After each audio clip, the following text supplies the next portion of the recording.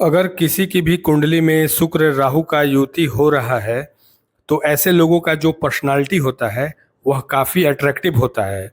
ऐसे लोगों को अपोजिट जेंडर का सुख बहुत ही कम एज से ही मिलने लगता है। ऐसे लोगों के लाइफ में लव रिलेशनशिप के योग बहुत तेज़ी से बनते हैं। अपोजिट जेंडर वाले लोगों के प्रति बहुत आकर्षित भी रहते हैं ये लोग। ऐसे लोगों के लव रिलेशनशिप्स में रियल इमोशंस धीरे धीरे समाप्त हो जाता है और ये लोग मल्टीपल लव रिलेशनशिप्स में इन्वॉल्व होने लगते हैं, जिससे इनके अंदर एक छिछोरापन जैसी आदतें आने लगती है और धीरे धीरे लोगों का भरोसा इन लोगों पर से समाप्त होने लगता है। इन लोगों का जीवन प्रेम संबंधों से शुरू होकर प्रोस्टिट्यूशन तक पहुंच जाता है।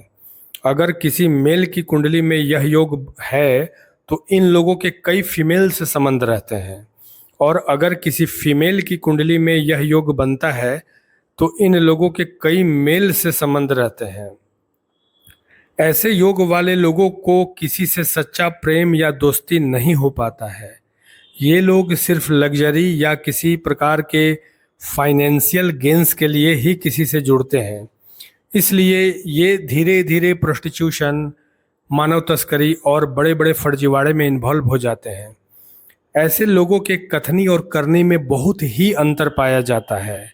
ऐसे लोग जो बोलते हैं या कमिटमेंट करते हैं उसके जस्ट उल्टा काम करते हैं। ऐसे लोग अपने लाइफ में 420 काम और फर्जीवाड़ा करके करोड़ों रुपया कमाते हैं और कई बार इन्हें जेल भी जाना पड़ता है, क्योंकि ये लोग प्योर फर्जी काम करके करोड़ों रुपया बनाते हैं। मतलब फर्जी में फर्जी काम करते हैं। इनके फर्जीवाड़े में भी रियलिटी नहीं रहती है। ऐसे लोगों का एक्सेस लग्जरी में रहने की इच्छा होती है और अपने लेवल से ज़्यादा तुरंत पैसे कमाने की इच्छा और दिखावा करके लग्जरी में रहना, अपोजिट जेंडर्स के प्रति अत्यधिक आकर्षण इन्हें फर्जीवाड़े की तरफ लेकर जाता है। अगर बृहस्पति केंद्र स्थान में बैठा हो तो कुछ धन संपत्ति इनके पास लास्ट में बच जाता है, नहीं तो ये लोग लास्ट में लग्जरी से गरीबी की तरफ चले जाते हैं।